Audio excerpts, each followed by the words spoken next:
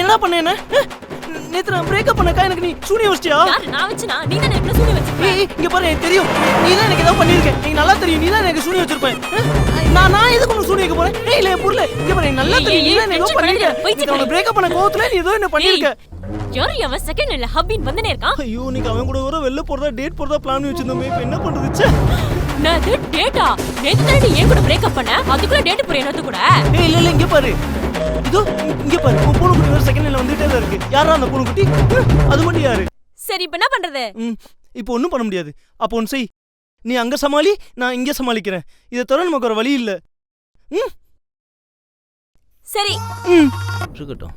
என்ன பிரேக்கப் பண்ணிட்டு அவன் கூட டேட் போறியா? இன்னைக்கு இருடி. ஒன்று இன்னைக்கு அவன் முன்னாடி எவ்வளோ பெரிய லோக்கல்னு காட்டி அவனை ஓட விடல. நான் யாரும் காட்டுறேன்.